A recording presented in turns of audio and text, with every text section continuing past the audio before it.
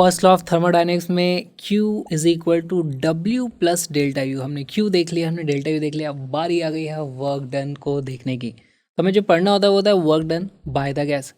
Gas का देखो कुछ प्रेशर होता है इस तरीके से, ऑल राइट, और उसके हिसाब से गैस इस तरफ मान लो इसको पुस्टन को पुश कर देती है, तो गैस इसको एक्सपैंड कर रही है, और यहाँ पर हमारे पास जो वर्क डन की वैल्यू आती है वो आ जाती है integral of P dot D V. ठीक, और अलग अलग केसेस में हमारे पास प्रेशर की वैल्यू अलग अलग होती है, हमें अलग अलग तरीके का वर्क डन देखने को मिलता है। This is work done by the gas, work by the gas, alright. अब देखो जब भी गैस एक्सपैंड होती है तो गैस पॉजिटिव वर्क करती है ना, एक्सपेंशन, इसका मतलब हमारे पास वर्क विल बी पॉजिटिव, इस तरीके से आप लिख सकते हो। जब भी हमारे पास कंप्रेशन होगा, है ना, कंप्रेशन, तो हम लिख सकते हैं वर्क नेगेटिव। कौन से वाले वर्क की बात हो रही है? ये हो रही है work done by the gas. Work done by the gas negative हो जाता है। अब यहाँ पे सवाल उठता है कि work done by the gas negative है, work done on the gas exactly उसका नेगेटिव होता है ना, ये भी चीज़ देखो। Work done on the gas is equal to minus of work done by the gas. That's it. अक्सर हमारे पास क्या होता है, हमारे पास पीवी ग्राफ्स होते हैं। बहुत सारे क्वेश्चंस में पीवी ग्राफ्स आपको देखने को मिलेंगे। पीवी ग्राफ मान लो हमारे पास कुछ इस तरीके से है, यहाँ से मैं मान लो यहाँ पे जा रहा हूँ, मेरे पास कुछ इस तरीके से बता रही है कि प्रोसेस आपका ऐसे गया है। इस केस में हमारे पास वर्क डन की जो वैल्यू होगी वो कितनी आ जाएगी? तो वर्क डन की जो वैल्यू होती है वो होती है integral P dot D V, यानी छोटे छोटे वॉल्यूम लेते हैं आपको, उसके हिसाब से जो प्रेशर था उसके हिसाब से आपके पास छोटे छोटे इस तरीके से पतली पतली स्ट्रिप्स के एरिया बन जाएंगे, और ये जो एरिया होता है वही हमारा वर्क डन होता है।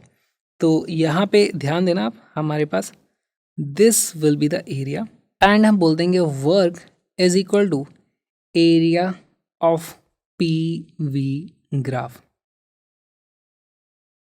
ठीक है, अब इसमें भी दो चीज़ें हमें समझनी पड़ेंगी। ठीक है, हमने ग्राफ का एरिया तो बोल दिया, लेकिन ग्राफ में भी अगर मैं गैस यहाँ से यहाँ जा रही है तो इसको समझना पड़ेगा। मैं देखो भाई गैस का वॉल्यूम इंक्रीज हो रहा है, इसका मतलब work done by gas positive है, गैस एक्सपैंड हो रही है, एटमॉस्फेयर को पीछे पुश करती हुई जा रही है, गैस वर्क कर रही है। वहीं अगर यहाँ से यहाँ हम आ रहे होते, इस केस में वॉल्यूम कम हो रहा है, इसका मतलब work done by gas negative आएगा। अमाउंट इतना ही होगा एरिया के बराबर, लेकिन कभी पॉजिटिव होगा कभी नेगेटिव होगा। अगर एक्सपेंशन हो रहा है तो work done by gas positive होगा, कंप्रेशन हो रहा है तो work done by gas negative होगा। अच्छा, इसमें और एक सवाल उठता है कि भाई अगर मैं यहाँ से यहाँ पर चला जाऊँ इस तरीके से, तो ये दूसरे पाथ से मैं चला गया, है ना, इसको मैं बोल दूंगा पाथ 2, ये वाले को बोल दूंगा path 1। Same initial position, same final position, यहाँ से हम यहाँ गए, यहाँ से हम यहाँ गए, दोनों बार मैंने अलग अलग पाथ को चुन लिया। अच्छा, दूसरे केस में जो एरिया आ जाएगा वो मेरा ये वाला आ जाएगा, इस एरिया का मैग्नीट्यूड ज़्यादा है, और यहाँ पे हम देखते हैं कि वर्क डन जो है वो डिपेंड करता है आप किस पाथ से जा रहे थे। तो वर्क इज पाथ डिपेंडेंट, तो उसको पाथ फंक्शन बोल दिया जाता है ना, पाथ फंक्शन। यही कुछ की पॉइंट्स होते हैं वर्क डन के। अब हम क्या करेंगे, अलग अलग प्रोसेसेस देखेंगे, उनमें क्या क्या वर्क डन की वैल्यूज होती है उनको देखेंगे और क्वेश्चन सॉल्व करना शुरू कर देंगे।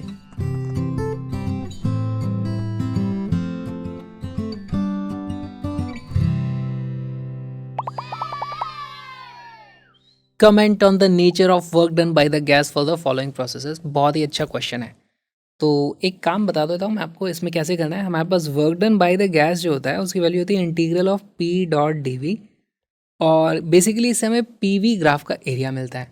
दूसरी चीज़, अगर गैस एक्सपैंड हो रही है तो वर्क पॉजिटिव होगा। आपको बताना है work done by the gas positive है या नेगेटिव है, तीनों में, या फिर जीरो है। पॉजिटिव नेगेटिव जीरो आपको बताना है इन 6 ऑप्शंस में। वीडियो को पॉज करो, क्वेश्चन को सॉल्व करो।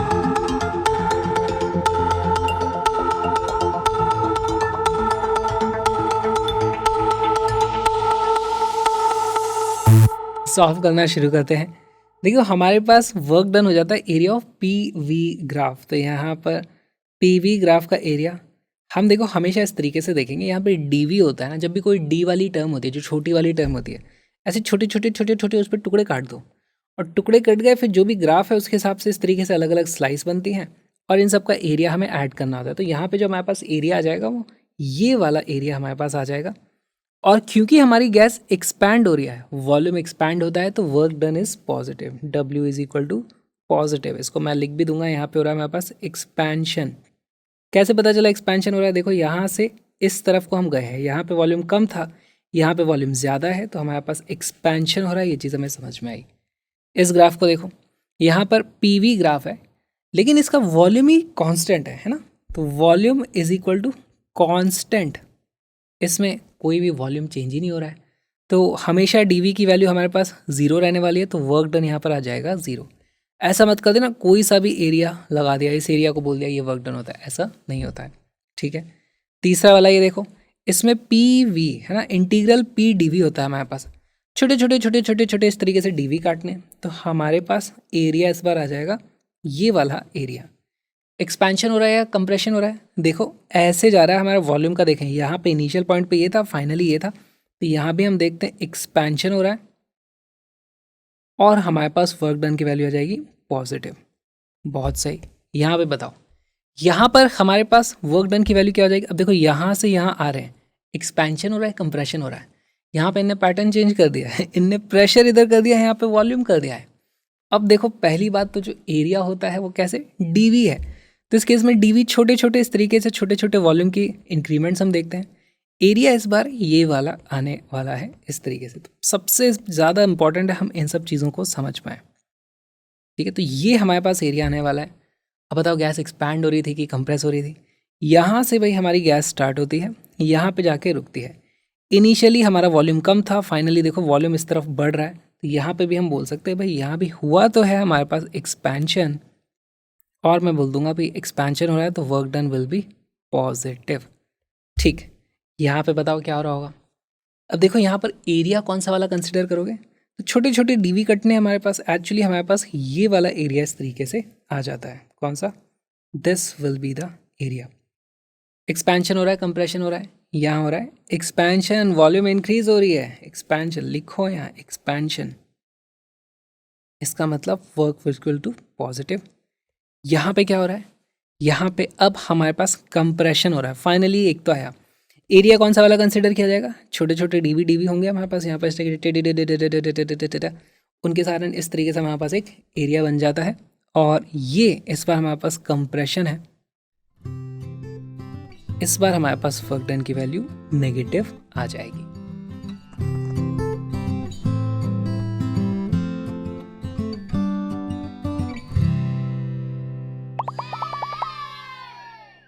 बहुत ही इंटरेस्टिंग सवाल।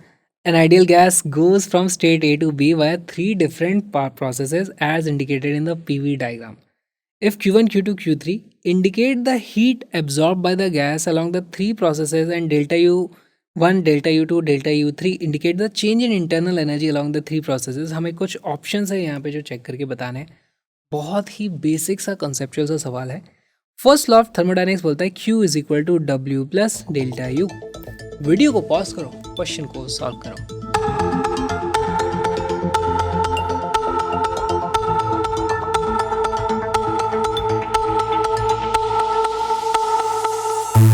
इसका करेक्ट आंसर है ए। कैसे आया देखो, सॉल्व करते हैं। हमने देखा था कि हमारे पास जो डेल्टा U की वैल्यू होती है ये होती है स्टेट फंक्शन, ठीक है। स्टेट फंक्शन का मतलब हो गया कि भाई हमारे पास फाइनली यहाँ पे कुछ टेम्परेचर होगा, इनिशियली यहाँ पर कुछ टेम्परेचर रहा होगा, तो मैं डेल्टा U को डायरेक्टली लिख सकता हूँ, delta U is equal to F/2 NR delta T। Delta T कितना हो गया भाई? हम A से गए हैं B पर, फाइनली B का, इनिशियली A का, तो इसको मैं क्या लिख सकता हूँ? TB minus TA। अब एक बात बताओ, मैं ऐसे जाऊँ, ऐसे जाऊँ, ऐसे जाऊँ, ऐसे जाऊँ, ऐसे जाऊँ, कहीं से भी जाऊँ, यहाँ का टेम्परेचर तो उतना ही रहेगा, यहाँ का टेम्परेचर भी उतना ही रहेगा, है ना। यहाँ से हमें पता चल जाता है भाई delta U will be same for all three, will be same for all cases, है ना। यहाँ से मेरे को पता चलता है delta U1 will be equal to, हमारे पास आया था delta U2 will be equal to delta U3, है ना। This is a state function, और इस चीज़ को, इस रिजल्ट को हमेशा याद रखना। तो यहाँ से हमें पता चल जाता है भाई हमारे ये जो दो ऑप्शन है ये तो गलत हो गए, डेल्टा यू ने अलग अलग बता दिया, ये तो हो ही नहीं सकता। अब सवाल उठता है इनमें से कौन सा वाला सही है। तो देखो एनर्जी को अगर मैं इंटरनल एनर्जी को कंसिडर करता तो मैंने जितना रिजल्ट मुझसे निकल सकता था निकाल दिया। अब इंटरनल एनर्जी हमारे किसी काम नहीं आएगी। दूसरी चीज़ जो हमारे काम आ सकती है वो है वर्क। तो अब यहाँ पर जिस केस में वर्क ज़्यादा होगा उस केस में क्यू की वैल्यू ज़्यादा होगी। क्या आप इनको देख के बता सकते हो इनमें से किस में वर्क की वैल्यू ज़्यादा है? तो हमारे पास जो वर्क होता है integral of P dot D V, या फिर हमारे पास पी वी ग्राफ का एरिया हमें समझना होता है। डी वी मतलब यहाँ पे छोटे छोटे इस तरीके से वॉल्यूम काटते हैं और हम यहाँ से फिर इस तरीके से एरिया को नाप लेते हैं। कौन सा एरिया ज़्यादा लग रहा है?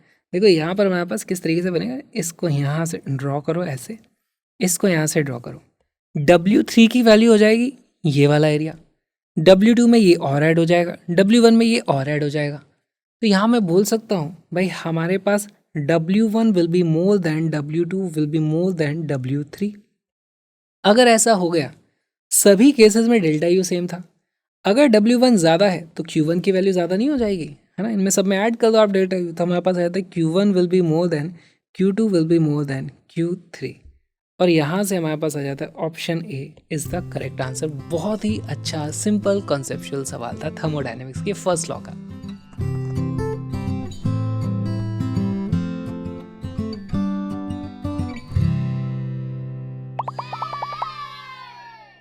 ऐसे क्वेश्चन आने का भी बहुत चांस होता है।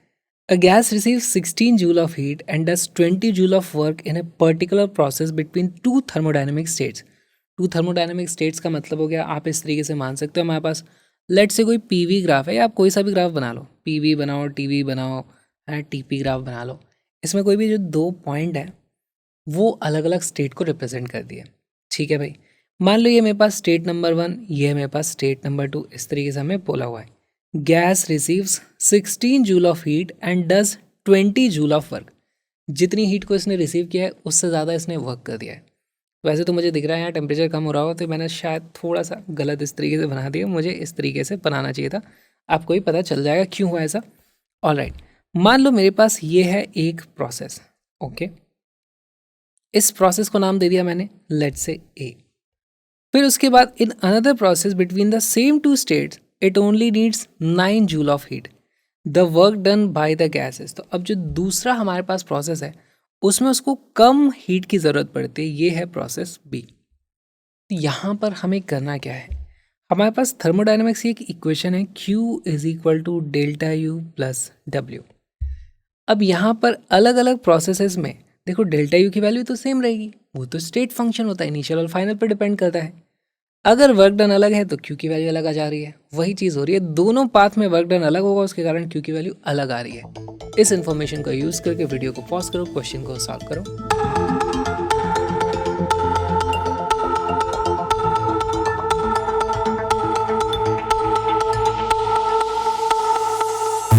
इसका करेक्ट आंसर है बी प्लस 13 जूल। बहुत ही अच्छा सवाल है। देखो मैं लिखूंगा अब यहाँ पे पाथ ए के लिए अगर मैं बात करूँ, उसने रिसीव करी है 16 जूल। अब देखो इंग्लिश का भी खेल है यहाँ पे, रिसीव करी है मतलब उसने ऐड कर ली होगी अपने अंदर, तो बेसिकली उस चीज़ को हीट दी गई है। तो हमारे पास जो हीट दी गई है हो जाती है plus 16, will be equal to delta U को हम एज इट इज रख देंगे, हमें नहीं पता उसकी वैल्यू, प्लस उसने कुछ वर्क डन किया है ना, and does 20 joule of work. तो ये डेल्टा जो वर्क डन किया है उसकी वैल्यू प्लस 20 हमारे पास यहाँ पर इस तरीके से आ जाएगी। यहाँ से मुझे मिल जाता है भाई इन दो स्टेट्स के बीच में जो डेल्टा यू की वैल्यू है वो -4 जूल आ जाती है। ठीक, अब हम चलते हैं पाथ बी पर। अगर मैं पाथ बी से जाऊंगा तो क्या होने वाला है, देखो in another process between the same two state it only needs 9 joule of heat. उसको 9 जूल की ज़रूरत पड़ी, यानी उसने 9 जूल लिए होंगे। उसने 9 जूल लिए हैं यानी हमने उसे दिए हैं, यानी हमने उसे हीट दी है, यानी कि हमने जो क्यू की वैल्यू है वो है 9 जूल, और वो भी प्लस में इस तरीके से मैं लिख देता हूँ। ओके, तो द वर्क डन हमसे पूछा गया है, तो यहाँ पर इसकी वैल्यू आ जाएगी भाई डेल्टा यू की वैल्यू है मेरे पास -4 इस तरीके से, प्लस डब्ल्यू हमारे पास यहाँ से आ जाता है, यहाँ पर से हमारे पास डब्ल्यू आ जाता है, डब्ल्यू की जो वैल्यू आ जाती है वो आ जाती है इस तरीके से plus 13 joule. B becomes our correct answer. बहुत ही अच्छा ये सवाल था। ये जो छोटा सा वीडियो आपने देखा, एक छोटा सा पार्ट है प्यारे से सुंदर से क्रैश कोर्स का, जहाँ पे हमने 11th और 12th दोनों के कॉन्सेप्ट्स को कलरफुल तरीके से करा है। साथ में बहुत सारे PYQs को भी सॉल्व कर लिया है। तो link is in the description. Structure तरीके से पढ़ाई करने के लिए आ जाओ, साथ में पूरे कॉन्सेप्ट्स को खत्म कर देंगे, बहुत अच्छे से प्रैक्टिस हो जाएगी। साथ में कलरफुल PDF की नोट्स भी मिल जाएगी लास्ट मिनट रिविजन के लिए। आ जाओ, link is in the description.